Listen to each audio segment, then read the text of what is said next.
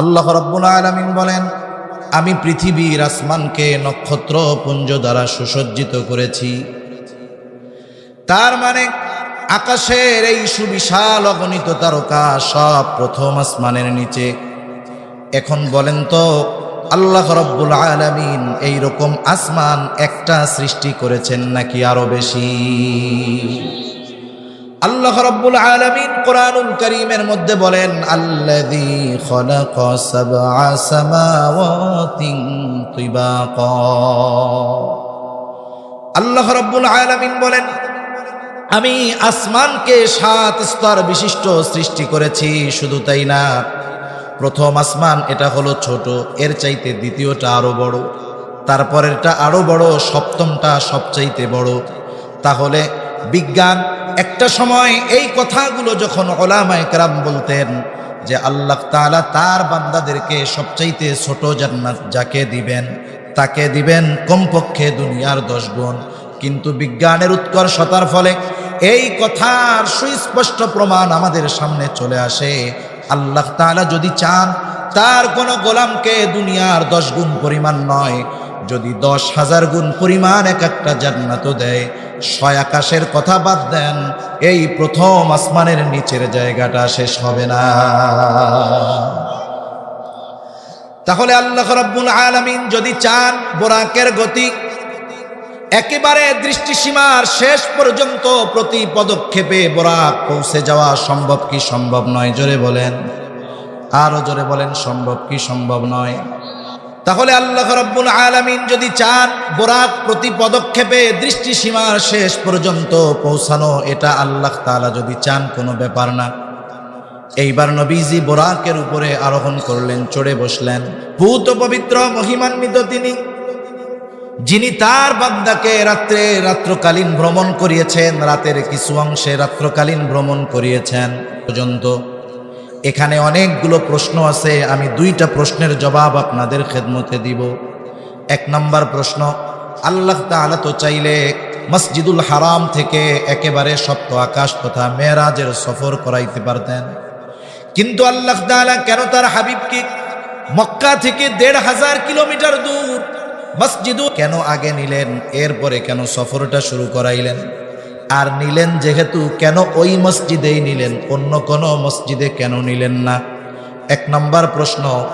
আল্লাহ তাআলা এই দুনিয়াতে যত নবী রাসূলগণ প্রেরণ করেছেন, অধিকাংশ নবী ওই মক্কা থেকে নিয়া বাইতের মধ্যে যেই 1,500 কিলোমিটার জায়গা, এই জায়গাতে সবচাইতে বেশি নবী রাসূলদের আগমন ঘটেছে। যেখানেই নবী রাসূলদের আগমন বেশি, সেখানেই আল্লাহ তাআলার নিদর্শন বেশি না কম? এজন্য আল্লাহ তাআলা বলেন, তিনি তার বান্দাকে সফর করানোর 1 নম্বর কারণ, লিনুরিয়াহু মিন আয়াতিনা। আল্লাহ তাআলা তার বান্দাকে তার নিদর্শন সমূহ দেখানোর জন্য রাত্রের কিছু অংশে ভ্রমণ করিয়েছেন। এই মসজিদের আলাদা অনেকগুলো বৈশিষ্ট্য আছে। মক্কা এবং মদিনার মোহাব্বত যেমন আমাদের অন্তরে আছে, অনুরূপভাবে প্রত্যেকটা মুমিনের অন্তরে মসজিদুল মোহাব্বত থাকার দরকার আছে না নাই? যেহেতু কথা প্রসঙ্গে চলে আসলো, 2-1টা বৈশিষ্ট্য বলি, কষ্ট হবে না তো? আপনারা দরকার হয় কথা চলুক, যারা চান আস্তে আস্তে চলে আসেন আগে। অন্যতম বৈশিষ্ট্য আল্লাহ তাআলা বলেন, আল্লাযী বারাকনা হাওলাহু, তার আশপাশ হলো বরকতময়। আল্লাহ তাআলা ঘোষণা দিচ্ছেন এই মসজিদের আশপাশ এরিয়া হলো বরকতময়। শুধু তাই না, এই মসজিদ এক ভূমিতে অবস্থিত, যেই ভূমির নাম আল্লাহ তাআলা দিয়েছেন পবিত্র ভূমি। আল্লাহ তাআলা কোরআনুল কারীমের মধ্যে মূসা আলাইহিস সালাতু ওয়াস সালাম তার উম্মতদেরকে আমালিকা গোত্রের সাথে উপদেশ দিলেন আল্লাহ তাআলার নির্দেশনা অনুযায়ী, তখন তিনি এই জমিনের ফজিলতের কথা বর্ণনা করে বলতেছেন, ইয়া কওমি দখুলুল আরদাল মুকদ্দাসাতাল্লাতী কাতাবাল্লাহু লাকুম।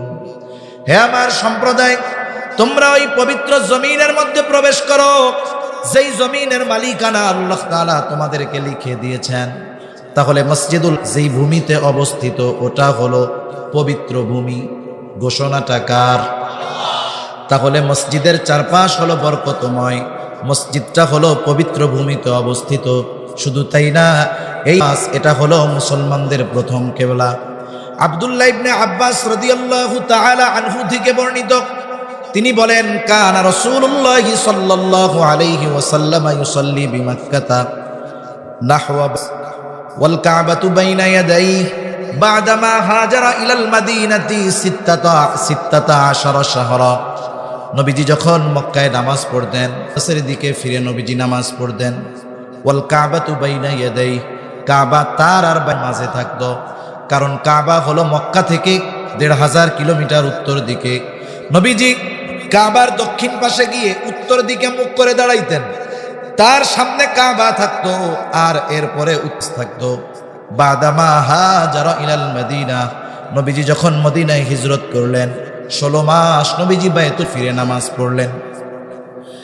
এরপরে নবীজি সাল্লাল্লাহু আলাইহি ওয়াসাল্লাম মদিনায় হিজরত করার পরে যখন ওই দিক ফিরে নামাজ পড়তেন, মদিনা ও মক্কা থেকে উত্তরে, তার মানে কদ্দাস আরো উত্তরে। এখন যদি নবীজি দিকে ফিরে মদিনায় গিয়ে নামাজ পড়েন, তাহলে কাবা সামনে থাকে না, পেছনে পড়ে যায়। নবীজির অন্তরের মধ্যে তামান্না, আরে এই কাবা যদি মুসলমানদের জন্য কিবলা হইতো কতই না ভালো হতো। এই আশা নবীজির অন্তরের মধ্যে ছিল। একদিন নবীজি নামাজের মধ্যে দাঁড়ায় গেলেন, নামাজরত অবস্থায় এই আশা, এই তামান্না তার অন্তরের মধ্যে আরো দৃঢ় আকারে ধারণ করলো। তিনি নামাজ পড়ান আর বারবার আকাশের দিকে তাকান, মনের মধ্যে আশা যে কাবা যেন মুসলমানদের জন্য কিবলা হয়ে যায়, আর আকাশের দিকে এই জন্য তাকান আল্লাহ তাআলা যেন এই বিষয়টা অতি দ্রুত আমাদের জন্য করে দেয়। আমাদের সমাজে এই মেরাজ ইসরাকে নিয়ে অনেক মন গড়া বানোয়াট কথাবার্তা বলে মানুষের সামনে আলোচনা করা হয়, এবং খুব শ্রুতি মধুর, এবং এমন আলোচনা করা হয় মানুষ আবেগ পীড়িত হয়ে যায়। কিন্তু মেরাজের মূল শিক্ষাটা এই আলোচনার আড়ালেই থেকে যায়, ঠিক কিনা বলেন?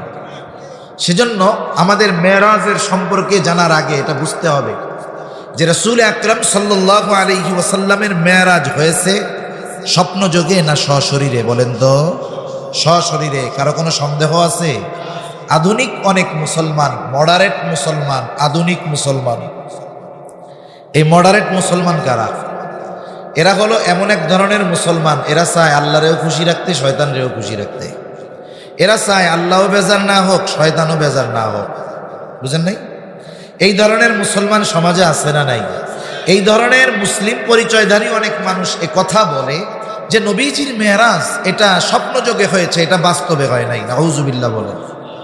প্রথমত মেরাজের ব্যাপারে আমাদের বিশ্বাস হবে যে আল্লাহ তাআলা আমার আপনার নবীজিকে মসজিদুল সফর করিয়েছেন, ওইখান থেকে সপ্ত আকাশ পাড়ি দিয়ে আরশে আজিম পর্যন্ত নিয়ে গেছেন।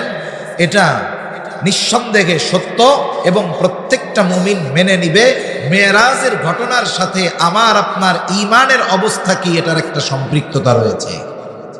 কেউ যদি এটার ব্যাপারে সন্দেহ পোষণ করে, বুঝতে হবে তার ঈমানি দুর্বলতা আছে, ঠিক কিনা বলেন? এজন্য মেরাজ সশরীরে সংগঠিত হয়েছে। মস্তিফর এটা সুস্পষ্টভাবে আল্লাহ কোরআনে বর্ণনা করেছেন। এরপরে থেকে একেবারে আরশে আজিম পর্যন্ত সফরের কথা আল্লাহ তাআলা সুস্পষ্টভাবে বর্ণনা না করলেও আল্লাহ তাআলা ইঙ্গিতের মাধ্যমে কোরআনুল কারীমের সূরাতুন নাজমের মধ্যে আল্লাহ তাআলা বর্ণনা করেছেন। সাথে সাথে এই মেরাজের ঘটনা প্রসিদ্ধ 25 জন সাহাবী থেকে বর্ণিত হয়েছে, এটা মুতাওয়াতির হাদিস। এজন্য এই মেরাজের ঘটনার উপরে একজন মুমিন পরিপূর্ণ বিশ্বাস রাখবে, এটাই ঈমানের দাবি, ঠিক কিনা বলেন? এখন আসেন, নবীজির মেরাজ শুরু হইল। নবীজি বর্ণনা করতেছেন যে আমি হাতিমে কাবার পাশে শুয়েছিলাম। হাতিমে কাবা এটা আবার কি জিনিস? আবার কেউ কেউ বলে কাবার মধ্যে শুয়েছিল, আবার বলে হাতিমে কাবার মধ্যে ছিল, এটা কি জিনিস? এখন বিষয় হলো, আমাদের এই বিষয়টা ক্লিয়ার হওয়ার জন্য একটু পেছনের ইতিহাসের দিকে যাওয়ার দরকার। যারা বাইতুল্লাহ সফরে গিয়েছেন অথবা যারা বাইতুল্লাহর ভিডিও দেখছেন, এই 4 কোণা কালো গেলাফে মোড়ানো ঘরের এক পাশে বাঁকা একটা দেওয়াল আছে, দেখছেন নি? ওই দেওয়ালের ভেতরের অংশ, মানে দেওয়াল থেকে নিয়ে এই কাবার দেয়াল পর্যন্ত যেই জায়গা, ওটা হাতিমে কাবা, আর ওটা হলো মূল কাবার অংশ। এখন প্রশ্ন হতে পারে, যদি মূল কাবার অংশ হয় তাইলে এটা ওই চার দেয়ালের ওই ঘরের মধ্যে নাই কেন? রাসূল আকরাম সাল্লাল্লাহু আলাইহি ওয়াসাল্লাম, রাসূলুল্লাহ সাল্লাল্লাহু আলাইহি ওয়াসাল্লাম আয়েশা সিদ্দিকা রাদিয়াল্লাহু তাআলা আনহা থেকে বর্ণিত হাদিস, তিনি বলতেন যে আমার মন চায় আমি কাবাকে ইব্রাহিমী স্ট্রাকচারে ফিরাইয়া দেই। ইব্রাহিমী স্ট্রাকচার কি ছিল? ইব্রাহিম আলাইহিস সালাম যখন কাবার পুনর্নির্মাণ করেন, হাতিমে কাবা চার দেয়ালের ভিতরেই ছিল। পরবর্তীতে কুরাইশেরা এই ঘর নির্মাণের সময় অর্থ অভাবের কারণে এরা ওই ঘরকে ছোট বানিয়েছে, ওই অংশটা আর ভেতরে ইনক্লুড করাতে পারে নাই, ওটাকে বাহিরে রাখছে, ওটাকে আলাদাভাবে চিহ্ন দিয়ে রাখছে। ইব্রাহিম আলাইহিস সালাতু ওয়াস সালামের সময় কাবা দরজা ছিল একেবারে মাটির সাথে, দুইটা দরজা ছিল, একটা দিয়ে ঢুকতো আর একটা দিয়ে মানুষজন বের হইত। কিন্তু কুরাইশরা দরজা উঁচু করে দিয়েছে, একটা বন্ধ করে দিয়েছে, যাতে সবাই মন চাইলে না ঢুকতে পারে। এটা তাদের নিজস্ব বৈশিষ্ট্য ঠিক রাখার জন্য সকলের জন্য ওই দরজা ওপেন রাখে নাই। নবীজির ইচ্ছা ছিল যে তিনি দরজাকে একেবারে সমতলে দিবেন, দুইটা দরজা দিবেন, কাবাকে বড় বানায়া দিবেন, যেই আকৃতি ইব্রাহিম আলাইহিস সালামের সময় ছিল, এটা নবীজির ইচ্ছা ছিল। কিন্তু কেন করেন নাই? আয়েশা সিদ্দিকা রাদিয়াল্লাহু তাআলা আনহা থেকে বর্ণিত, নবীজি করেন নাই ফিতনার আশঙ্কায়। কিসের আশঙ্কায়? তবে নবীজির মনে এই আশা ছিল, নবীজির মনে এই আশা ছিল। অনেক পরে আব্দুল্লাহ ইবনে জুবায়ের রাদিয়াল্লাহু তাআলা আনহু, আয়েশা সিদ্দিকা রাদিয়াল্লাহু তাআলা আনহার ভাগ্নে আসমা বিনতে আবু বকর রাদিয়াল্লাহু তাআলা আনহার ছেলে আব্দুল্লাহ ইবনে জুবায়ের, উনি খালার কাছে শুনছেন নবীজির অন্তরে এই আশা ছিল, কিন্তু ফিতনার আশঙ্কায় করেননি। উনি তখন একটা দেখলেন যে এমন একটা পরিবেশ এখন বাইতুল্লাহ আছে, মক্কায় আছে, যদি ইব্রাহিমী স্ট্রাকচারে কাবাকে ফেরায়া আনা হয় তাহলে ফিতনার আশঙ্কা নাই। উনি ওইটাকে আবার ইব্রাহিমী আকৃতিতে আনলেন। এটাকে কেন্দ্র করে এক সময় হাজ্জাজ বিন ইউসুফ আব্দুল্লাহ ইবনে জুবায়ের রাদিয়াল্লাহু তাআলা আনহুকে, এই হাজ্জাজ বিন ইউসুফ হাজার হাজার সাহাবা একরামকে নৃশংসভাবে, হাজ্জাজ বিন ইউসুফ আবার ওটাকে ভেঙে কুরাইশরা যেরকম বানাইছিল ওরকম করে ফেলল। এর পরবর্তীতে আবার ইব্রাহিমী স্ট্রাকচারে কাবাকে ফিরায় নেওয়ার আলোচনা হয়েছিল। সম্ভবত ইমাম মালিক রহমাতুল্লাহি আলাইহি বললেন, এখন যেভাবে আছে এভাবেই থাক। নবীজি চেয়েছিলেন কিন্তু করেন নাই, যেই আশঙ্কায় করেন নাই, আব্দুল্লাহ ইবনে জুবায়ের রাদিয়াল্লাহু তাআলা আনহু ওই পরিবর্তন করার কারণে সেই আশঙ্কা বাস্তবে পরিণত হয়েছে। এটা যদি অতি জরুরি হইতো তাহলে নবীজি সাল্লাল্লাহু আলাইহি ওয়াসাল্লাম নিজ হাতে এটাকে পরিবর্তন করতেন। আর যদি এভাবে বারবার কাবাকে সংস্কার করা হয়, ভাঙচুর করা হয়, তাহলে কাবার যেই আজমাত এটা সামান্য হলেও ক্ষুণ্ণ হবে। এজন্য যে অবস্থায় আছে এই অবস্থায় থাক। তাহলে হাতিমে কাবার পাশে নবীজি সাল্লাল্লাহু আলাইহি ওয়াসাল্লাম ছিলেন। জিবরাইল আলাইহিস সালাম আসলেন, ওনাকে নিয়ে গেলেন জমজম কূপের কাছে। একটি স্মরণের পাত্রের মধ্যে ঈমান ও হিকমতে পরিপূর্ণ ছিল। রাসূল আকরাম সাল্লাল্লাহু আলাইহি ওয়াসাল্লামের অন্তরকে ঈমান ও হিকমত দ্বারা পরিপূর্ণ করে দেওয়া হলো। সাথে সাথে নবীজির শাক্কে সদর করে, বুক বিদীর্ণ করে, বুক চিরে, নবীজির ভেতর থেকে হার্ট বের করে জমজমের পানি দিয়ে পরিষ্কার করে আবার প্রতিস্থাপন করে দেওয়া হলো। এই যে মেরাজের ঘটনা, এ কি আজকের না ১৫০০ বছর আগের? নবীজি এই ঘটনা বলছেন, উলামায়ে কেরাম মানুষের সামনে ১৫০০ বছর ধরে এই ঘটনা বলতেছে কি বলতেছে না? আজকের জামানায় যেমন ১৫০০ বছর ধরে এইরকম কি ছিল না? যারা মেরাজকে অস্বীকার করত এরা বলতো, আরে মিয়া, ৭ আকাশ পাড়ি দিয়ে আরশে আজিম পর্যন্ত যাওয়ার কথা পরে থাক, একটা মানুষের বুক যদি চেরা হয়, হৃৎপিণ্ড যদি বের করা হয়, ওই লোকটা বেঁচে থাকে কেমনে? বেঁচে থাকলেই না এরপরে ওইদিকে যাবে, বেঁচে থাকে কেমনে?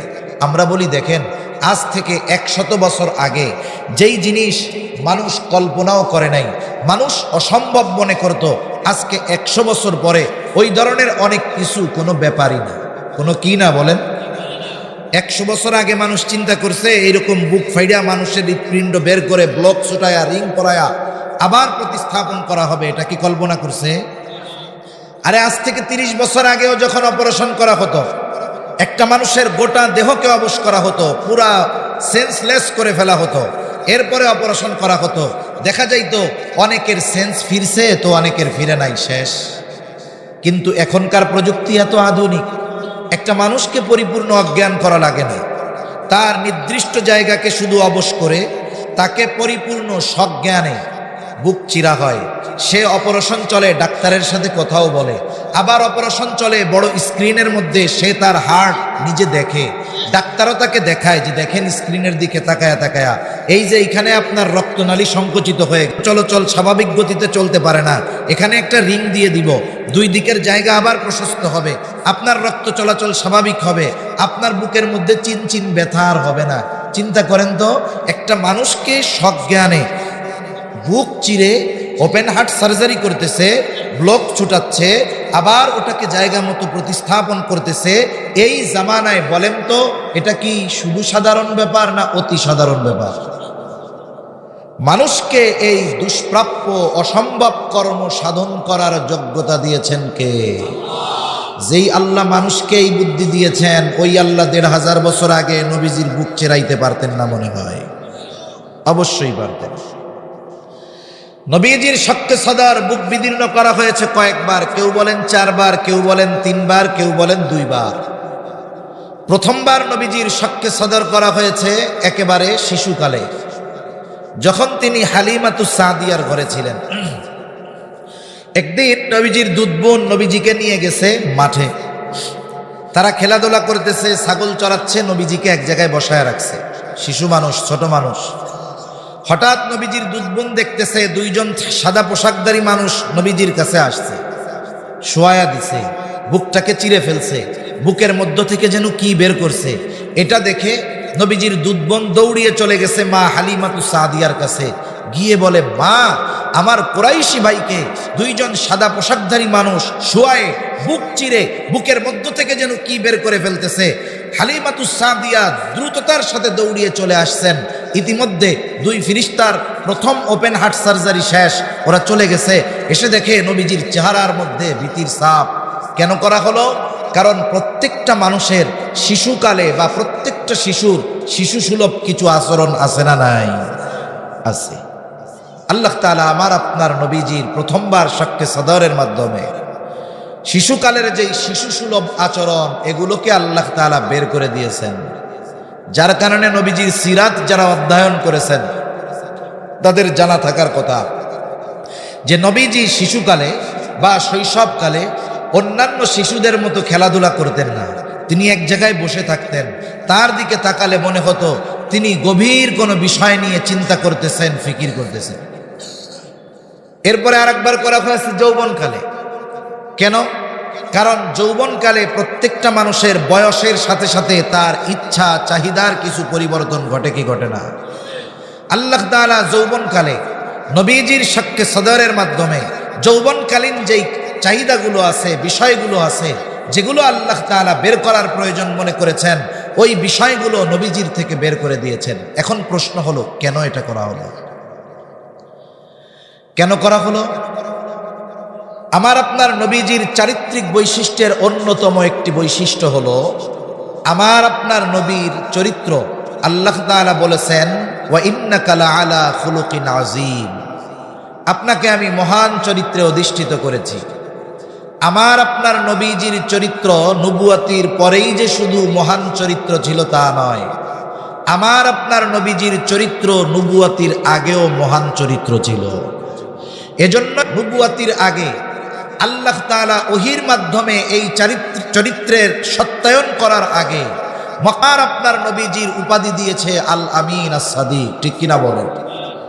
নবীজির সিরাত যারা অধ্যয়ন করেছেন, নবীজিকে হত্যার অপচেষ্টা করেছে, কিন্তু কোনোদিন নবীজির চারিত্রিক বিষয়ে অপবাদ দেওয়ার সাহস পায় নাই। কোনো কথা বলতে পারে নাই যে মুহাম্মদ মিথ্যা কথা বলে, নাউজুবিল্লাহ, বলার কোনোদিন সুযোগ পায় নাই। মানুষদেরকে নবীজির থেকে ফেরানোর জন্য 3টা শব্দ বেশি ব্যবহার করত। কয়টা শব্দ? 3টা শব্দ। 1 নাম্বার বলতো মুহাম্মদ পাগল, 2 নাম্বার বলতো জাদুকর, 3 নাম্বার বলতো সে একজন কবি। এই 3টা শব্দ নবীজির ব্যাপারে ব্যবহার করত। কিন্তু তারা কখনো একথা মানুষকে বলার সাহস পায় নাই যে তোমরা মুহাম্মাদের কাছে যেও না, সে যে কথা বলে কথাগুলো মিথ্যা, অথবা সে মিথ্যা কথা বলে, এই কথাটা বলার সাহস আর আপনার নবীজির ব্যাপারে পায় নাই। সুবহান! কেমন হেফাজত করছেন আমার আপনার নবীর চরিত্রকে আল্লাহ। এখন কথা হলো, আমার আপনার নবী নবুয়াতির পরে শরীয়তের অনেক বিষয় আছে শরীয়ত নিষিদ্ধ করেছে, যেটা নবুয়াতির পরেও বৈধ ছিল। যেমন মদ পান, এটা নবুয়াতির পর পর হারাম ঘোষণা করা হয় নাই।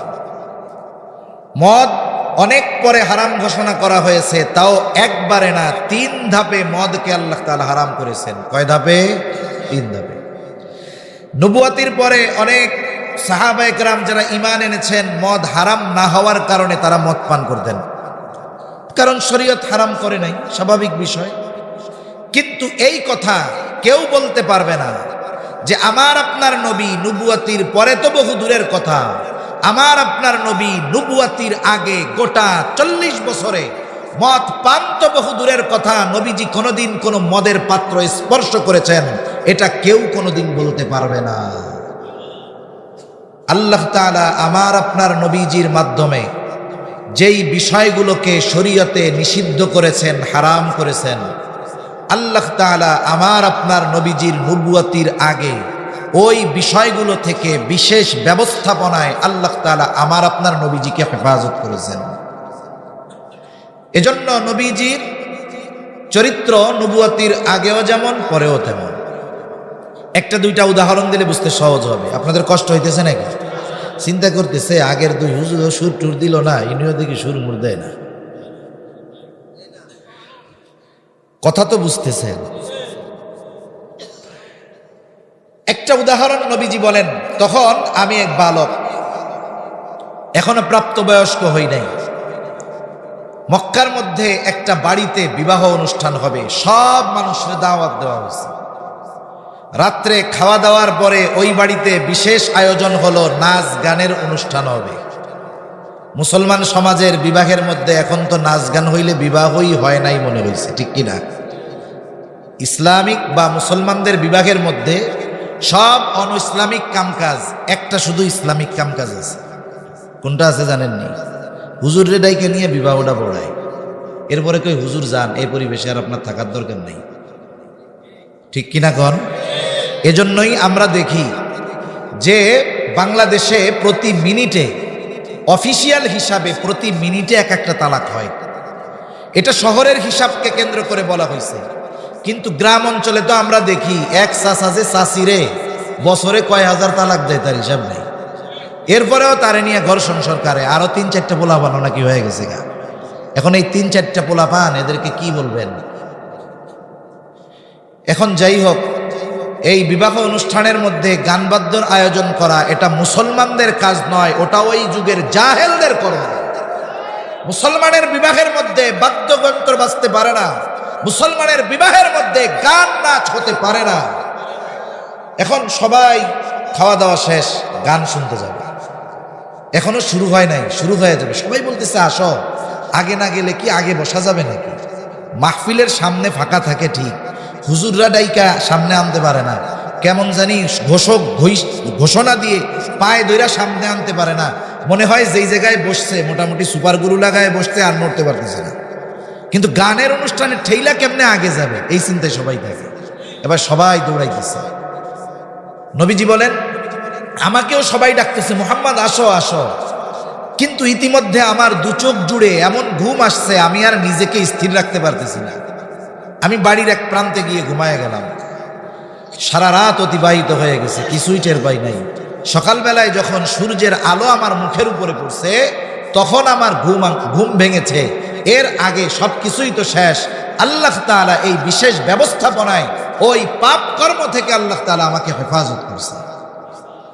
আরেকবার কাবা সংস্কার করতেছে কুরাইশেরা। এমনিতেই তো মসজিদের কাজে অংশগ্রহণ করা ফজিলতের বিষয় নিঃসন্দেহে, আর সেটা যদি স্বয়ং খানায় কাবা হয়, এর চাইতে ফজিলতের আর কিছু হইতে পারে? এবার সবাই মিলে চিন্তা করলো, এত বরকতময় কাজ আমরা করতেছি, যেই পোশাক গায়ে দিয়ে এই কাজ করতেছি, এই পোশাক গায়ে দিয়ে গুনাহ করি, অন্যের হক মেরে খাই, অনেক অপরাধ করি, তাহলে এক কাজ করো, যেই পোশাকগুলো দিয়ে আমরা পাপ করেছি ওই পোশাক আর গায়ে রাখবো না, আমরা সবাই বিবস্ত্র অবস্থায় এই কাবার সংস্কারের কাজ করব। এখন সবাই পোশাক খুলে ফেলছে। আরে যেই জায়গায় সব মানুষ উলঙ্গ ওই জায়গায় আপনি পোশাক পরে গেলে উল্টা লজ্জা পাবেন, সবাই আপনার দিক তাকাবে, এটা কি জঙ্গল থেকে আসলো নাকি? এখন সবাই পোশাক খুলে ফেলছে। নবীজির চাচা আব্বাস রাদিয়াল্লাহু তাআলা আনহু বলতেছে, মুহাম্মদ নবীজির লুঙ্গি পরা, তুমিও খুলে ফেলো। নবীজি বলেন, আমারে লুঙ্গি খোলার কথা বলছে, আমি তো খুলি নাই, শুধু চিন্তা করছি খুলতে হবে। এই চিন্তা যখন করছি আমি সাথে সাথে অজ্ঞান হয়ে গেছি, কাজ শেষ হয়েছে, এরপরে আল্লাহ তাআলা আমার জ্ঞান ফিরাইছে। আল্লাহ তাআলা এইভাবে আমার আপনার নবীজিকে ওই সমস্ত বিষয় থেকে হেফাজত করেছেন যেই বিষয়গুলো নবুয়তির পরে নবীজির মাধ্যমে আল্লাহ তাআলা হারাম করেছেন। এখন কেন? এর অন্যতম একটা কারণ বলা যাইতে পারে। মনে করেন আপনাদের এলাকার একটা মানুষ খুব খারাপ ছিল, খুব দুষ্টু ছিল, যুবকটা বিড়ি সিগারেট অন্যান্য বদ নেশা তার ছিল। এখন উলামায়ে কেরামের তত্ত্বাবধানে এসে হক্কানি পীর মাশায়েখের কথা শুনে চিন্তা করছে, এ জীবন তো জীবন নয়, একটা সময় তো আমাকে দুনিয়া থেকে চলে যেতে হবে, আল্লাহ তাআলা তো এই জন্য আমাকে পাঠান নাই। এই অনুভূতি তার মধ্যে আসছে, সে 3 চিল্লা দিতে চলে গেছে।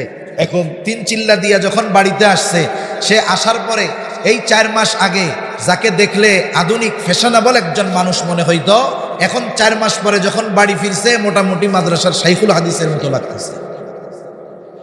এখন 4 মাস পরে আইসা এলাকায় সে মোটামুটি ঘুরে ফিরে এইবার ওই দোকানে গেছে, যেই দোকানে বসে এসে বন্ধুদের সাথে বিড়ি সিগারেট খাইতো আর আড্ডা দিত। ওই বন্ধুরা এখনো আছে।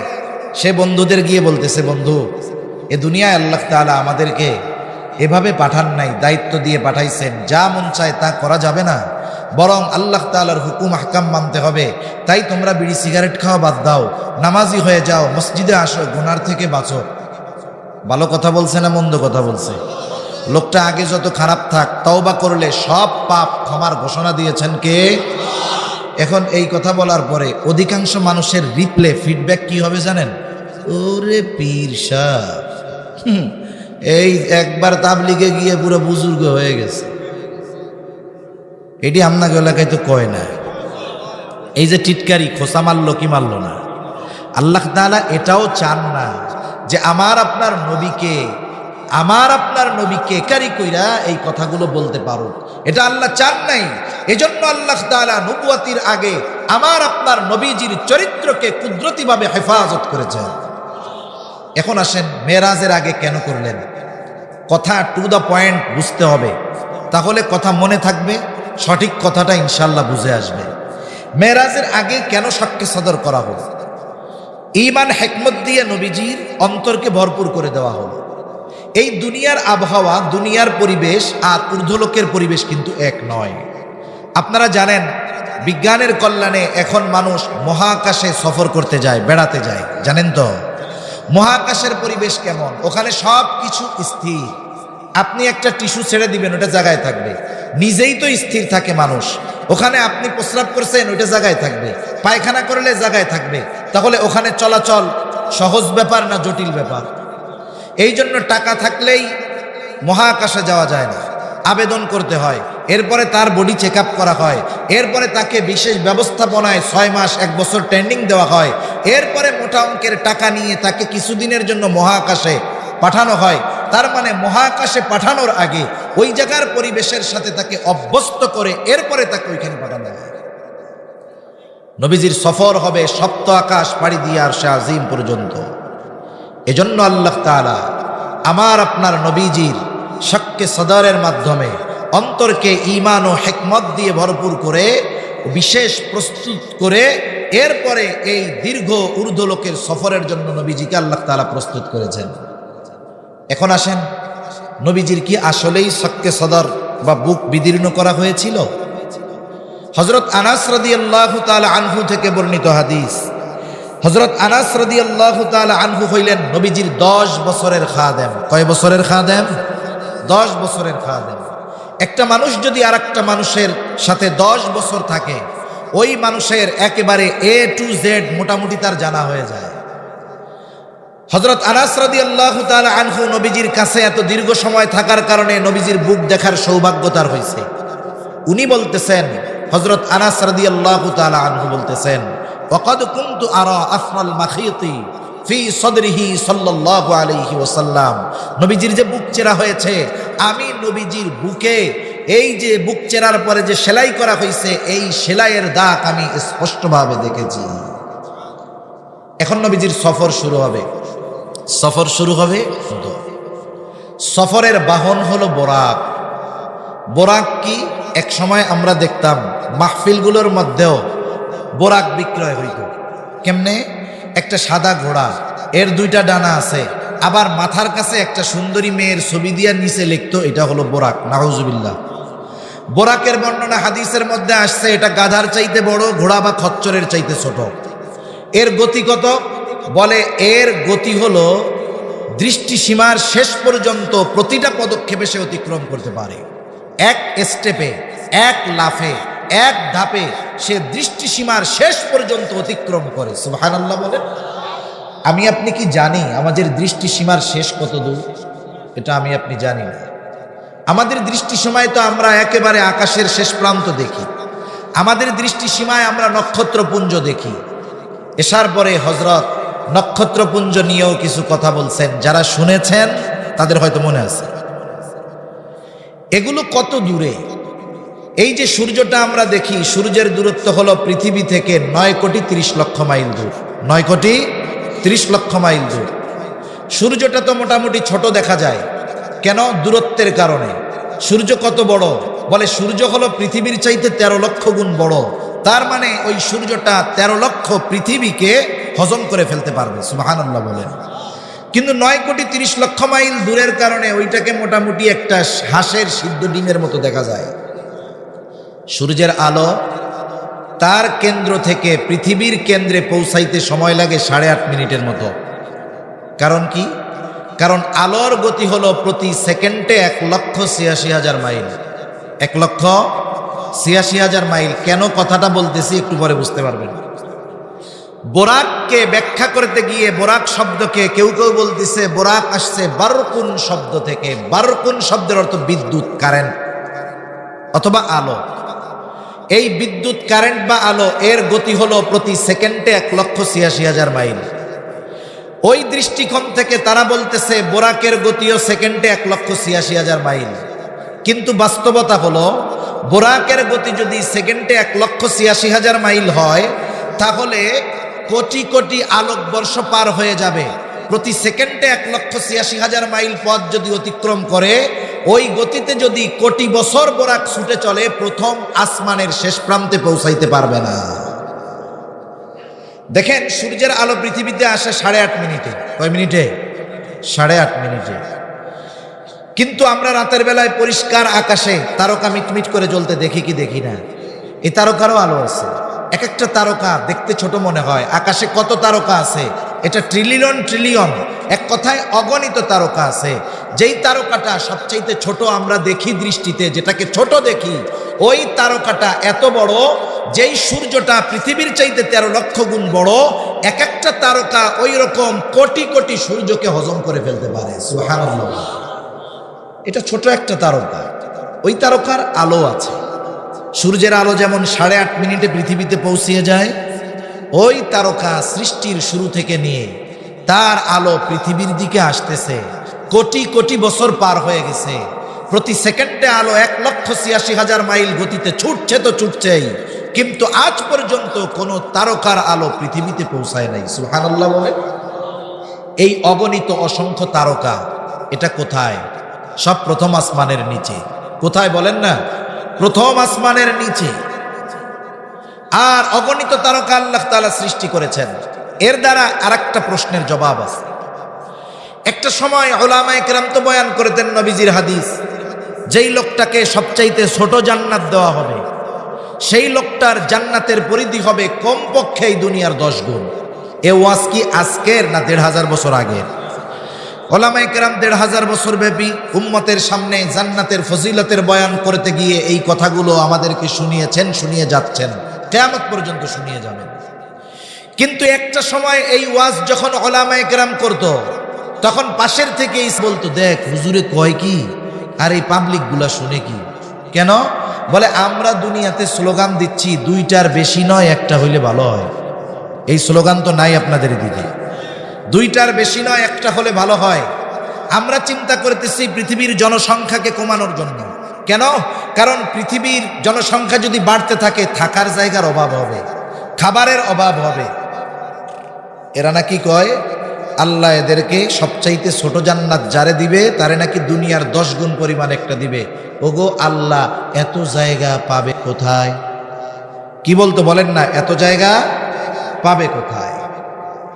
তাহলে প্রথম আকাশের নিচে অগণিত তারকা আছে, প্রত্যেকটা তারকা সূর্যের চাইতে কোটি কোটি কোটি কোটি গুণ বড়। এখন এই তারকাগুলো আছে কোথায়? প্রথম আসমানের নিচে। আল্লাহ তাআলা কি বলেন? আল্লাহ তাআলা বলেন, ইন্না যায়্যানাস সামাআদ দুনিয়া বিজিনাতিনিল কাওয়াকিব। আল্লাহ রাব্বুল আলামিন বলেন, আমি পৃথিবীর আসমানকে নক্ষত্রপুঞ্জ দ্বারা সুসজ্জিত করেছি। তার মানে আকাশের এই সুবিশাল অগণিত তারকা সব প্রথম আসমানের নিচে। এখন বলেন তো, আল্লাহ রাব্বুল আলামিন এই রকম আসমান একটা সৃষ্টি করেছেন নাকি আরো বেশি? আল্লাহ রাব্বুল আলামিন কোরআনুল কারীমের মধ্যে বলেন, আল্লাযী খালাকা সাবআ সামাওয়াতিন তিবাকা। আল্লাহ রাব্বুল আলামিন বলেন, আমি আসমানকে 7 স্তর বিশিষ্ট সৃষ্টি করেছি। শুধু তাই না, প্রথম আসমান এটা হলো ছোট, এর চাইতে দ্বিতীয়টা আরো বড়, তারপরেরটা আরো বড়, সপ্তমটা সবচাইতে বড়।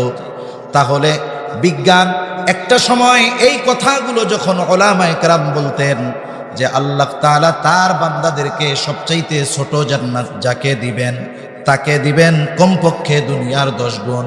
কিন্তু বিজ্ঞানের উৎকর্ষতার ফলে এই কথার সুস্পষ্ট প্রমাণ আমাদের সামনে চলে আসে। আল্লাহ তাআলা যদি চান তার কোনো গোলামকে দুনিয়ার 10 গুণ পরিমাণ নয়, যদি 10,000 গুণ পরিমাণ এক একটা জান্নাতও দেয়, 6 আকাশের কথা বাদ দেন, এই প্রথম আসমানের নিচের জায়গাটা শেষ হবে না। তাহলে আল্লাহ রাব্বুল আলামিন যদি চান, বোরাকের গতি একেবারে দৃষ্টিসীমার শেষ পর্যন্ত প্রতি পদক্ষেপে বোরাক পৌঁছে যাওয়া সম্ভব কি সম্ভব নয়? জোরে বলেন, আরো জোরে বলেন, সম্ভব কি সম্ভব নয়? তাহলে আল্লাহ রাব্বুল আলামিন যদি চান বোরাক প্রতি পদক্ষেপে দৃষ্টিসীমার শেষ পর্যন্ত পৌঁছানো, এটা আল্লাহ তাআলা যদি চান কোনো ব্যাপার না। এইবার নবীজি বোরাকের উপরে আরোহণ করলেন, চড়ে বসলেন। ভূত পবিত্র মহিমান্বিত তিনি, যিনি তার বান্দাকে রাত্রকালীন ভ্রমণ করিয়েছেন, রাতের কিছু অংশে রাত্রকালীন ভ্রমণ করিয়েছেন পর্যন্ত। এখানে অনেকগুলো প্রশ্ন আছে, আমি 2টা প্রশ্নের জবাব আপনাদের খেদমতে দিব।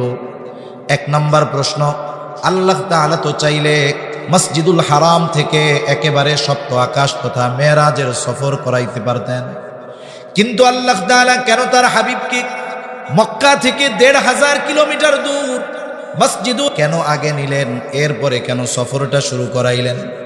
আর নিলেন যেহেতু, কেন ওই মসজিদেই নিলেন, অন্য কোনো মসজিদে কেন নিলেন না? 1 নম্বর প্রশ্ন। আল্লাহ তাআলা এই দুনিয়াতে যত নবী রাসূলগণ প্রেরণ করেছেন, অধিকাংশ নবী ওই মক্কা থেকে নিয়া বাইতের মধ্যে যেই 1,500 কিলোমিটার জায়গা, এই জায়গাতে সবচাইতে বেশি নবী রাসূলদের আগমন ঘটেছে। যেখানেই নবী রাসূলদের আগমন বেশি, সেখানেই আল্লাহ তাআলার নিদর্শন বেশি না কম?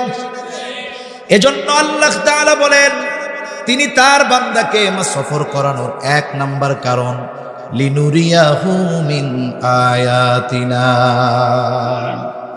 আল্লাহ তাআলা তার বান্দাকে তার নিদর্শন সমূহ দেখানোর জন্য রাত্রের কিছু অংশে ভ্রমণ করিয়েছে। এই মসজিদের আলাদা অনেকগুলো বৈশিষ্ট্য আছে। মক্কা এবং মদিনার মোহাব্বত যেমন আমাদের অন্তরে আছে, অনুরূপভাবে প্রত্যেকটা মুমিনের অন্তরে মসজিদুল মোহাব্বত থাকার দরকার আছে না নাই? যেহেতু কথা প্রসঙ্গে চলে আসলো, 2-1টা বৈশিষ্ট্য বলি, কষ্ট হবে না তো? আপনারা দরকার হয় কথা চলুক, যারা চান আস্তে আস্তে চলে আসেন আগে। অন্যতম বৈশিষ্ট্য আল্লাহ তাআলা বলেন আল্লাযী বারাকনা হাওলাহু, তার আশপাশ হলো বরকতময়। আল্লাহ তাআলা ঘোষণা দিচ্ছেন এই মসজিদের আশপাশ এরিয়া হলো বরকতময়। শুধু তাই না, এই মসজিদ এক ভূমিতে অবস্থিত, যেই ভূমির নাম আল্লাহ তাআলা দিয়েছেন পবিত্র ভূমি। আল্লাহ তাআলা কোরআনুল কারীমের মধ্যে মুসা আলাইহিস সালাতু ওয়াস সালাম তার উম্মতদেরকে আমালিকা গোত্রের সাথে উপদেশ দিলেন আল্লাহ তাআলার নির্দেশনা অনুযায়ী।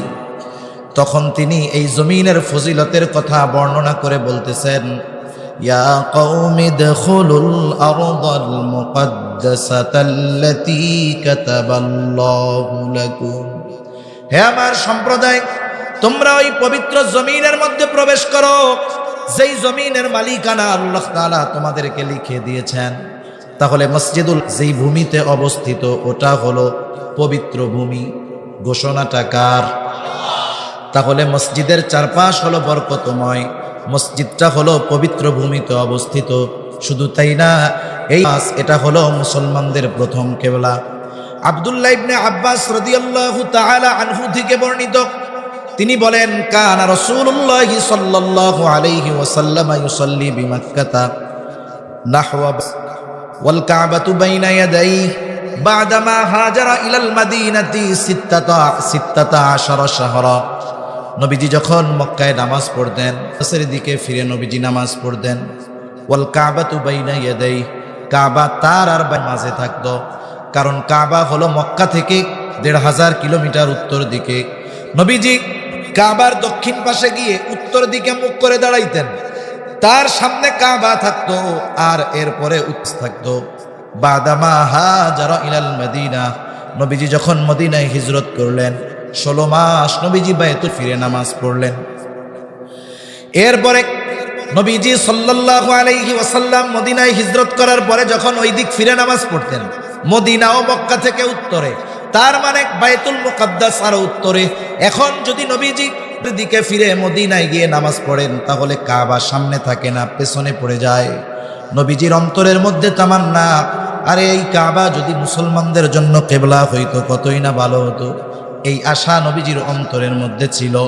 একদিন নবীজি নামাজের মধ্যে দাঁড়ায় গেলেন, নামাজরত অবস্থায় এই আশা, এই তামান্না তার অন্তরের মধ্যে আরো দৃঢ় আকারে ধারণ করলো। তিনি নামাজ পড়ান আর বারবার আকাশের দিকে তাকান, মনের মধ্যে আশা যে কাবা যেন মুসলমানদের জন্য কিবলা হয়ে যায়, আর আকাশের দিকে এই জন্য তাকান আল্লাহ তাআলা যেন এই বিষয়টা অতি দ্রুত আমাদের জন্য করে দেয়।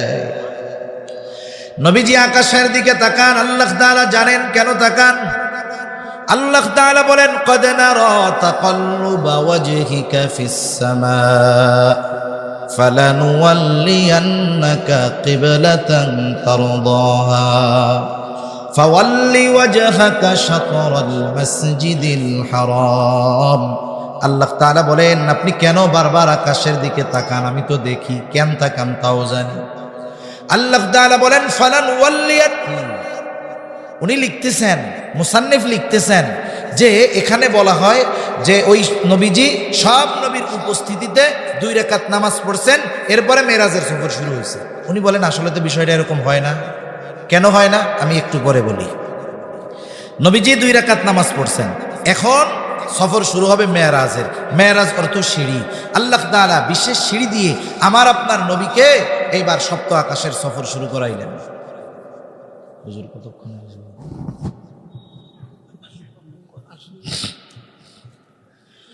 রাসূল আকরাম সাল্লাল্লাহু আলাইহি ওয়াসাল্লামকে আল্লাহ তাআলা এবার ঊর্ধ্ব আকাশে সফর করাবেন।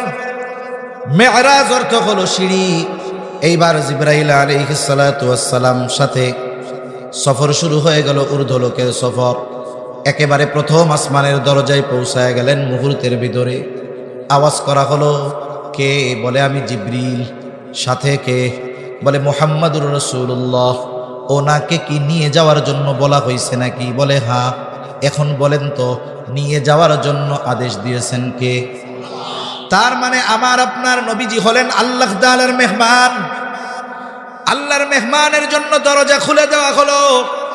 ফেরেশতারা আমার আপনার নবীজিকে অভিবাদন জানাইলেন, স্বাগতম জানাইলেন। ওই প্রথম আসমানে গিয়ে দেখা হলো আদম আলাইহিস সালামের সাথে। জিবরাইল আলাইহিস সালাতু ওয়াস সালাম মানব কুলের পিতা আদম আলাইহিস সালামের সাথে আমার আপনার নবীজিকে পরিচয় করায়া দিলে। এখন একটু পেছনের দিকে আসেন, কথা তো বুঝেন নাকি? একটু পেছনে আসি। যদি নবীজি মেরাজের আগে সব নবীর উপস্থিতিতে ইমাম হয়ে 2 রাকাত নামাজের ইমামতি করতেন, এত নবী ওইখানে গেছে, সব নবীর কথা একদিকে থাকলো, কমপক্ষে জলিলুল কদর পয়গম্বর যারা আছেন তাদের সাথে তো কমপক্ষে পরিচয় হইতো, কি বলেন? আবার দেখেন, যদি ওইখানে সব নবী উপস্থিত হইতো, পরিচয় তো হইতো, চেনা জানা হইতো, তাহলে কি প্রথম আসমানে গিয়ে জিবরাইল আলাইহিস সালামের নতুন করে আদম আলাইহিস সালামের সাথে আমার আপনার নবীকে পরিচয় করায় দেওয়ার দরকার ছিল? আগেই তো চিনি। এজন্য ইবনে কাসির রহমাতুল্লাহি আলাইহি বলেন যে নবীজি সকল নবীর উপস্থিতিতে ইমামতি করেছেন ফেরার সময়। এরপরে নবীজি আদম আলাইহিস সালাম দোয়া করলেন, ছুটে চললেন দ্বিতীয় আসমানের দিকে। মুহূর্তের ভিতরে পৌঁছায় গেলেন দ্বিতীয় আসমানের দরজায়। আগের মতো কথোপকথন হলো, দরজা খুলে দেওয়া হলো। ফেরেশতারা আমার আপনার নবীজিকে অভিবাদন জানাইলেন, সালাম জানাইলেন, স্বাগতম জানাইলেন। দ্বিতীয় আসমানে দেখা হলো ঈসা ইয়াহইয়া আলাইহিমাস সালামের সাথে। এনারা দুইজন হলেন পরস্পর খালাতো ভাই। দুইজনের সাথে পরিচয় হলো, কথাবার্তা হলো, দোয়া করলেন। আবার নবীজি ছুটে চললেন তৃতীয় আসমানের দিকে। তৃতীয় আসমানের দরজায় পৌঁছাইলেন। আবার ওই রকম কথোপকথনের পর দরজা খুলে দেওয়া হলো। নবীজিকে ফেরেশতারা অভিবাদন জানাইলো, স্বাগতম জানাইলো, সালাম জানাইলো। তৃতীয় আসমানে নবীজির সাথে পরিচয় হলো ইউসুফ আলাইহিস সালামের সাথে। কথা হলো, নবীজির জন্য তিনিও দোয়া করলেন। আল্লাহ তাআলার নবী ইউসুফ আলাইহিস সালামের সৌন্দর্য বর্ণনা করতে গিয়ে বলেন, আল্লাহ তাআলা ইউসুফ আলাইহিস সালাতু ওয়াস সালামকে গোটা দুনিয়ার অর্ধেক সৌন্দর্য দিয়ে সৃষ্টি করেছে। এত সৌন্দর্য আল্লাহ তাআলা ওনাকে দিয়েছেন। এরপরে ওখান থেকে চললেন চতুর্থ আসমান। দরজায় পৌঁছানোর পরে আগের মতো কথোপকথনের পর দরজা খুলে দেওয়া হলো। ফেরেশতারা সালাম জানাইলো, অভিবাদন জানাইলো। চতুর্থ আসমানে সাক্ষাৎ হলো ইদ্রিস আলাইহিস সালামের সাথে। পরিচয় হলো, কথাবার্তা হলো, তিনিও দোয়া করলেন। এইবার ছুটে চললেন পঞ্চম আসমানের দিকে। ওই রকম কথাবার্তার পরে ফেরেশতারা দরজা খুলে আমার আপনার নবীজিকে অভিবাদন জানাইলো, স্বাগতম জানাইলো। পঞ্চম আসমানে পরিচয় হলো, সাক্ষাৎ হলো হারুন আলাইহিস সালামের সাথে। হারুন আলাইহিস সালাতু ওয়াস সালাম আমার আপনার নবীর জন্য দোয়া করলেন। সফর শুরু হইল ষষ্ঠ আকাশের দিকে। ওই রকম ফেরেশতাদের জিজ্ঞাসাবাদ, কথোপকথনের পর দরজা খুলে দেওয়া হলো। ষষ্ঠ আসমানে সাক্ষাৎ হলো মূসা আলাইহিস সালামের সাথে। তিনিও দোয়া করলেন। নবীজি এবার চললেন সপ্ত আকাশের দিকে। সপ্ত আকাশের দরজায় ওই রকম কথাবার্তার পরে আবার দরজা খুলে দেওয়া হলো। ফেরেশতারা নবীজিকে অভিবাদন জানাইল।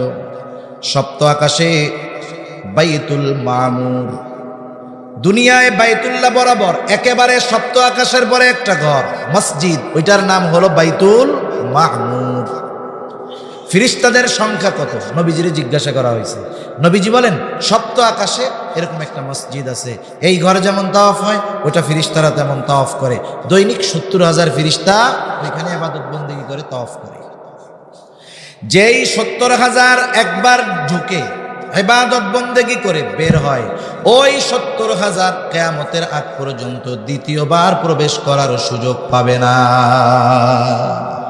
তাহলে আল্লাহ তাআলার সৈন্যবাহিনী, ফেরেশতাদের সংখ্যা কত এটা দুনিয়ার কেউ জানে না। জানে কে? ওই বাইতুল মামুরের দেয়ালে হেলান দিয়ে বসা ছিলেন মুসলিম মিল্লাতের পিতা ইব্রাহিম আলাইহিস সালাম। ইব্রাহিম আলাইহিস সালাতু ওয়াস সালামের সাথে কথোপকথন হলো। নবীজিকে তিনিও দোয়া করলেন। এরপরে আবার সফর শুরু হলো। পৌঁছায় গেলেন কোথায়? বলে ইনদা সিদরাতিল মুনতাহা ইনদাহা জান্নাতুল মাওয়া। একেবারে সিদরাতুল মুনতাহায় পৌঁছায় গেছে, যার কাছেই জান্নাতুল মাওয়া। সিদরাতুন বড়ই গাছ, মুনতাহা এটা হলো বর্ডার, সীমান্ত, তথা সীমান্তের বড়ই গাছের কাছে। নবীজি ওই বড়ই গাছের বর্ণনা দিয়ে বলেন, ওই বড়ই গাছের এক একটা পাতা হলো হাতির কানের মতো এবং এক একটা বড়ই হলো হাজারের মটকার মতো, আমাদের অঞ্চলে বলে কুলার মতো, ডেগের মতো বিশাল এক একটা বড়ই। জিবরাইল আলাইহিস সালাতু ওয়াস সালাম বলতেছে, আপনার সাথে আমার সফর এই পর্যন্ত শেষ, বাকি সফর আপনি একা করবেন, আর আপনি আসা পর্যন্ত আমি আপনার জন্য এই জায়গায় অপেক্ষায় থাকব। এই জায়গায় আমার আপনার নবী জিবরাইল আলাইহিস সালাতু ওয়াস সালামকে তার সশরীরে দ্বিতীয়বার দেখছে, দ্বিতীয়বার দেখেছে, একেবারে উভয়ে নিকটবর্তী হয়ে গেছে। নবীজি বলেন, জিবরাইল আলাইহিস সালামের 600 পাখনা আছে। কয়শো পাখনা? 600 পাখনা আছে। এই মেরাজের ঘটনা কত সুন্দর সুন্দর সাজায় মানুষে কয়, কত মজা লাগে শুনতে। এই জায়গায় যখন কয় খুব সুন্দর একটা কথা কয়, আমি একটু কই আপনাদের। এখন জিবরাইল তো বলতেছে, জিবরাইল আলাইহিস সালাম, যে আমি এরপরে আর যাইতে পারবো না, আমার অনুমতি নাই, আপনি যাবেন। এখন কানে হাত দিয়া টান দিয়া কয়, জিবরাইল বলে, হুজুর এইখান থেকে এক কদম সামনে যাওয়ার আর আমার অনুমতি নাই। নবীজি জিজ্ঞাসা করে, জিবরাইল এত পথ আমার সাথে আসলা, এখন কেন তুমি যাও না?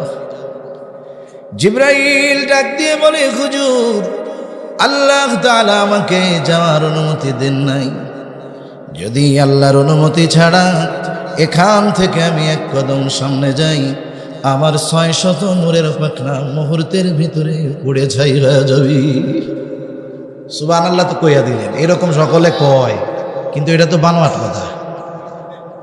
মজা লাগে না শুনতে? এরকম কানে টান দিলে কিন্তু খুব মজা। আমরাও বুঝি, এটা আমরাও বুঝি যে এরকম কানে হাত দিয়ে চোখ বুঝা যদি টান দেয়, তাইলে মানুষের ওই যে বললাম না, মজা লাগে কিন্তু উপকার কম হয়। ঠিক কিনা বলে? নবীজির সফর এবার শুরু হলো ওখান থেকে একাকী। আমি লম্বা কথা সারসংক্ষেপ করে বলতেছি আর কি। বিশেষ ব্যবস্থাপনায় আমার আপনার নবীকে আল্লাহ তাআলা তার নিকটে নিয়ে গেলেন। রাসূল আকরাম সাল্লাল্লাহু আলাইহি ওয়াসাল্লামের সাথে আমার আপনার রবের সাথে কথোপকথন হলো, কথাবার্তা হলো। মেহমান যখন ফিরে আসে তখন মেজবান মেহমানের জন্য হাদিয়া দেয়। হাদিয়া আল্লাহ তাআলাও এই উম্মতের জন্য হাদিয়া দিলেন। 1 নাম্বার সূরা বাকারার শেষ কয়েকটা আয়াত। 2 নাম্বার এই ঘোষণাও দিয়ে দিলেন যে আপনার উম্মত যদি শিরিক থেকে বেঁচে থাকে, সে যত বড় পাপ করুক না কেন, আমি আল্লাহ যদি তওবা করে, আমি আল্লাহ তাকে ক্ষমা করে দিব। এই ঘোষণা আল্লাহ তাআলা বলেন, ইন্নাল্লাহা লা ইয়াগফিরু আন ইউশরাকা বিহি ওয়া ইয়াগফিরু মা দুনা যালিকা লিমান ইয়াশা। শিরকের গুনাহ আল্লাহ ক্ষমা করবে না, ওইটা ছাড়া যে গুনাই করুক না কেন আল্লাহ তাআলা বলেন মাফ করে দেবেন। 3 নাম্বার পুরস্কার 50 ওয়াক্ত নামাজ। কয় ওয়াক্ত নামাজ? আল্লাহ তাআলার দেওয়া হাদিয়া নিয়ে নবীজি ফিরে আসতেছেন। আসার সময় তো সব নবীর সাথে আবার পুনরায় সাক্ষাৎ হয়েছে। মুসা আলাইহিস সালামের কাছে আসলেন। মুসা আলাইহিস সালাম জিজ্ঞাসা করতেছে, আল্লাহ তাআলা আপনার উম্মতের জন্য কি হাদিয়া দিয়েছে? নবীজি বললেন, হাদিয়া এই দিছে, আর 50 ওয়াক্ত নামাজ দিছে। মুসা আলাইহিস সালাম বলে, আপনি আল্লাহ তাআলার কাছে দরখাস্ত করেন, আপনার উম্মতের জন্য সহজ করতে বলেন, আপনার উম্মত এটা পারবে না। নবীজি মুসা আলাইহিস সালামের কথার প্রেক্ষিতে আল্লাহ তাআলার কাছে উম্মতের জন্য সহজ করার দোয়া করলেন। আল্লাহ তাআলা কমায় দিলেন 5। এভাবে মুসা আলাইহিস সালামের কাছে নবীজি আসেন, আর মুসা আলাইহিস সালাম বলে পারবে না, আপনি আবার বলেন। এইভাবে বলতে বলতে একেবারে 9 বারের যাতায়াতে 50 ওয়াক্ত থেকে 45 ওয়াক্ত বাদ আছে হলো 5 ওয়াক্ত। কয় ওয়াক্ত বলেন? 5 ওয়াক্ত নিয়ে নবীজি আসছেন। কয় ওয়াক্ত আছে? বলে 5 ওয়াক্ত। বলে এটাও পারবে না, আপনি আবার আল্লাহর কাছে বলেন, কারণ আপনার আগে আমি এই পৃথিবীতে মানুষের নবী ছিলাম, এটাও পারবে না। নবীজি বলেন, আমার যাইতে লজ্জা লাগতেছে। অনেকে চিন্তা করবে প্রত্যেকবার গেছে 5 বার কমাইছে, এইবার গেলে তো তাইলে কাম সারাই হয়ে গেছিল, তাই না? প্রত্যেকবারে 5 বার কমাইছে, এবার যদি যাইয়া কইতো যে আল্লাহ কমাই দেন, তাইলে 5-এর কম তো আর কমাই নাই, তাইলে মোটামুটি এই 5ও যদি গায়েব হয়ে যেত তাইলে আমরা আর বেনামাজি হইতাম না। কতজন আফসোস করবে, আরে যদি যাইতো রে তাইলে তো কাম হয়েই গেছিল, তাইলে সপ্তাহে একদিন যদি নামাজ থাকতো আমরা আর বেনামাজি হইতাম না। মনে রাখবেন, এই 5 ওয়াক্ত নামাজ যারা পড়তে পারে না, যারা বেনামাজি, যদি ওই জুমার দিন একদিন নামাজ ফরজ হইতো, এখন যারা 5 ওয়াক্ত পড়তে পারে না ওরা ওই জুমার দিনও পড়তে পারতো না। সেজন্য মেরাজের বিষয়টা নিয়ে হলো এর শিক্ষা আমাদের জন্য অতি জরুরি, কিন্তু আফসোসের ব্যাপার। এরপরে নবীজি ফিরে আসলেন। ইবনে কাসির বলতেছেন এই সময় নবীজি তো গেছেন ঊর্ধ্বলোকে, আল্লাহর যেমন মেহমান কেমন যেন ওই নবীদেরও মেহমান। উচিত হলো মেহমান যখন কোথাও যায়, মেজবান বিদায় দেওয়ার সময় অল্প একটু হলেও আগায় দেওয়া দরকার। ফিরিস্তার ওই নবীরা, সব নবীরা আমার আপনার নবীকে আগায় দেওয়ার জন্য মসজিদ পর্যন্ত আসলেন। বলেন তো, যেই আল্লাহ আমার আপনার নবীজিকে সপ্ত আকাশ পাড়ি দিয়ে আরশে আজিম পর্যন্ত পৌঁছায়া দিতে পারলেন, ওই আল্লাহ কি তার সব নবী রাসূলকে আসমান থেকে আবার ওইখান থেকে ওই জায়গায় নিতে পারেন কি পারেন না? এটা আল্লাহর জন্য কোনো ব্যাপারই না, আল্লাহর জন্য কোনো কি না, কোনো ব্যাপারই না। এবার সব নবী আসছে, সব নবীর উপস্থিতিতে সবাই নামাজের জন্য দাঁড়ায় গেছে। এখন নামাজের ইমামতি করবে কে? ওখানে তো ইব্রাহিম খলিলুল্লাহ আছে, ওখানে তো ঈসা রূহুল্লাহ আছে, ওখানে তো মুসা কালিমুল্লাহ আছে, ওখানে তো আদম সফিউল্লাহ আছে। কে ইমামতি করবে? জিবরাইল আলাইহিস সালাম আমার আপনার নবীজিকে সামনে আগায়া দিয়া বলেন, আজকে ইমামতি করবে হাবিবুল্লাহ। নবীজি 2 রাকাত নামাজের ইমামতি করলেন। আমার আপনার নবীজির যতগুলো উপাধি, অন্যতম একটি উপাধি হলো ইমামুল আম্বিয়া। ইমামুল আম্বিয়া। শুধু তাই না, আল্লাহ তাআলা রূহের জগতে সব নবীর থেকে আমার আপনার নবীজির নবুয়তের স্বীকৃতি নিয়ে নিয়েছেন। সুবহানাল্লাহ বলে। এইবার নবীজি সফর শেষ করে চলে আসলেন মক্কায়। পরের দিন সকালবেলায় এই মেরাজের ঘটনা সবার সামনে বর্ণনা করতেছেন। প্রথম বিষয় হলো, যারা বলে মেরাজ এটা সশরীরে নয় স্বপ্নে সংগঠিত হয়েছে, এটা যুক্তিও বলে, তাদের এই দাবি ভ্রান্ত। কারণ মেরাজ যদি স্বপ্নে সংগঠিত হইতো এই বিষয়টা নিয়ে এতটা গুরুত্ব দিত না। স্বপ্নে মানুষ বহু কিছু হইতে পারে, স্বপ্নে মানুষ বহু কিছু হইতে পারে, এতে কি তাকে শাস্তি দেওয়া হবে নাকি? স্বপ্নে দেখলে আপনি যদি কোন যে আমি আজকে রাত্রে প্রেসিডেন্ট হয়ে গেছিলে, আপনারা কি তাই বলে সবাই প্রেসিডেন্ট মনে করবে নাকি? এতটা গুরুত্ব দিত না। মেরাজ বাস্তবে ঘটেছে বিধার গুরুত্ব দিয়েছে। এবার নবীজি সকালবেলায় উপস্থিত সাহাবা একরাম যারা আছে তাদের সামনে গত রাত্রের মেরাজের ঘটনা বলতেছেন।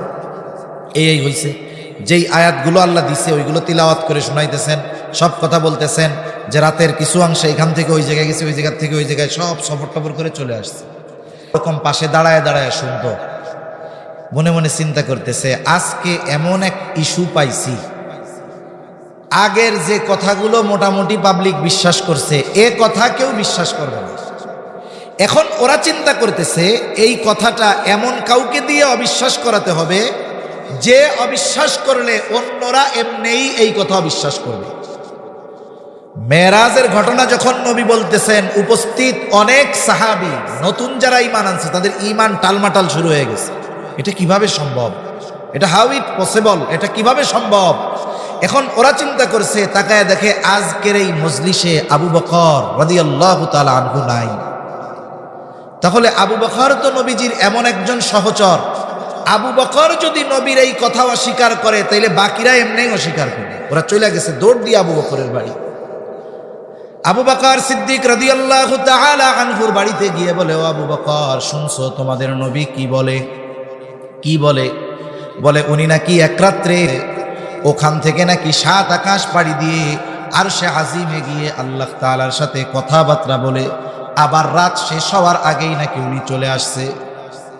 অনেক সময় এমন হয়, মনে করেন আপনাদের এলাকার সবচাইতে বিশ্বস্ত সত্যবাদী মানুষ যাকে আপনারা সবাই বিশ্বাস করেন, উনি এমন একটা ঘটনা দেখা আসছে চাঁদপুর থেকে দেখে এসে বলতেছে কথার কথা যে আরে দেখলাম ওই জায়গায় এমন এক অ্যাক্সিডেন্ট হয়েছে, এক দুর্ঘটনায় এক বাসের সবাই মরে গেছে।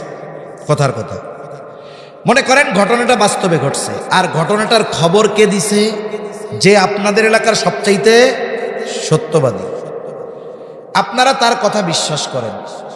এখন অনেক সময় মানুষ বলে না এরকম এরকম ঘটনা শোনার পরে বলে না সত্যিই ঘটছে, এরকম কয় না? এই যে বললো যে সত্যই ঘটছে, এর দ্বারা কি ওই লোকের কথা অবিশ্বাস করা বোঝায় নাকি? না না, বরং দেখেন ইব্রাহিম আলাইহিস সালাম আল্লাহরে বলতেছে আপনি কেমনে এই মরারে তাজা বানাবেন, হাড্ডি মজ্জা সব মাটির সাথে মিশা যাবে, আপনি এগুলোরে তাজা বানাবেন কেমনে? আল্লাহকে বিশ্বাস হয় না? বিশ্বাস তো হয়, তবে দেখতে চাই কেন? বলে লিতাতমাইন্না কলবি, আমার আত্মার প্রশান্তির জন্য। অনেক সময় আমরা শোনার পরে আবার জিজ্ঞেস করি সত্যিই ঘটছে। এর দ্বারা ওই ব্যক্তিকে মিথ্যাবাদী সাব্যস্ত করা হয় না, বরং ওই খবরটা আরো দৃঢ়ভাবে নিজের হৃদয়ে গেঁথে নেওয়ার জন্য আরো বেশি করে আত্মার প্রশান্তির জন্য যাচাই করা হয়। এখন আবু বকর সিদ্দিক রাদিয়াল্লাহু তাআলা আনহু বলে সত্যই নবীজি এটা বলছে। এর দ্বারা আবু বকর যে অবিশ্বাস করতেছে তা না, কিন্তু এটা কিন্তু তা না যে তার মধ্যে ডাউট আসছে বা কোনো সংশয় আসছে। এবার মজবুতির সাথে বলে আরে মিয়া আমরা এই কয়জন নিজের কানে শুনি না, তোমার কাছে কইতে আসছি। কয় না এরকম?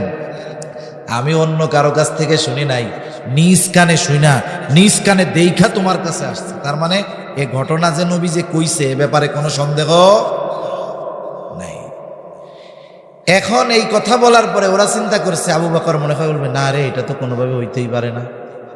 কিন্তু কি হইল? আবু বকর সিদ্দিক রাদিয়াল্লাহু তাআলা আনহু বলে নবীজি যদি বইলাই থাকে এটা যে সত্য এ ব্যাপারে কোনো সন্দেহ না।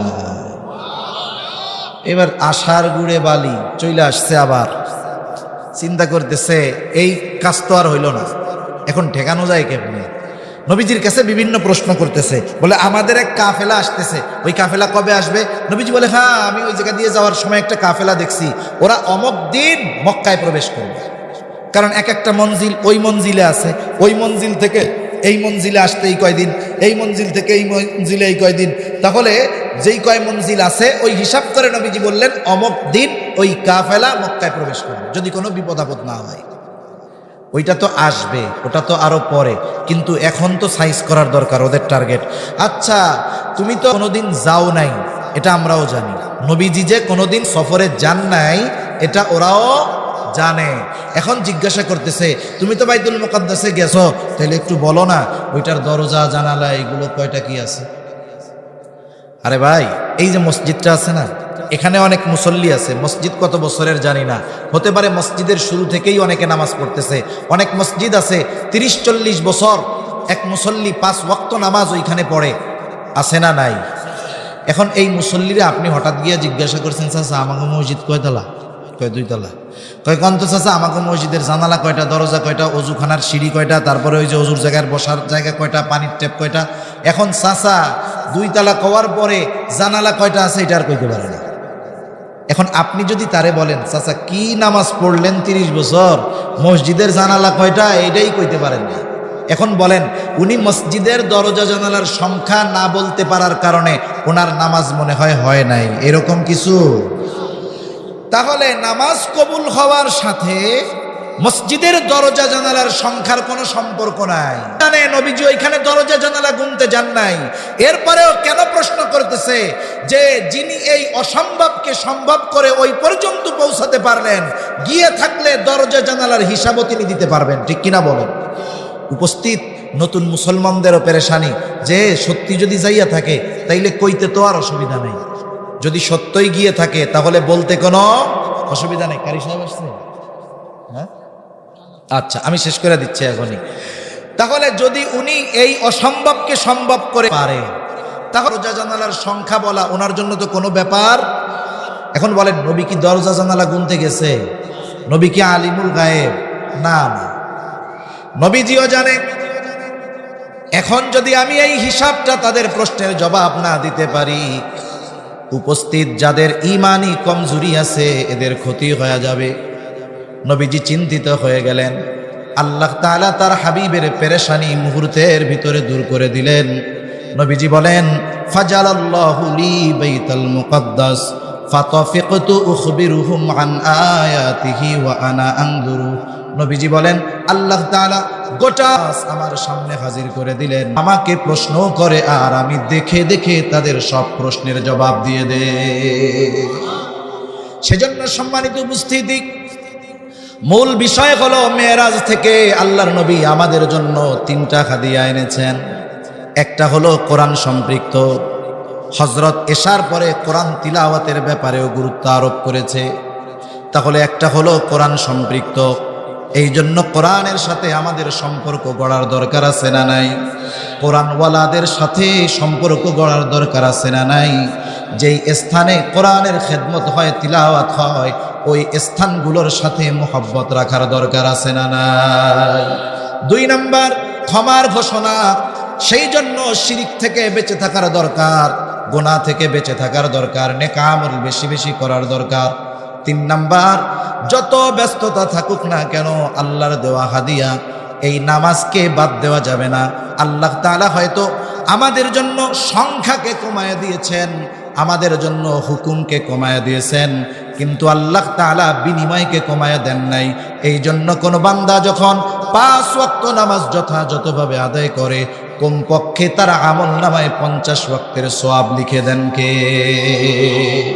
সেজন্য আমরা মেরাজের শিক্ষাকে গ্রহণ করব, সাথে সাথে রমজান মাস আসতেছে, আগের থেকেই রমজানের প্রস্তুতি নিব ইনশাআল্লাহ।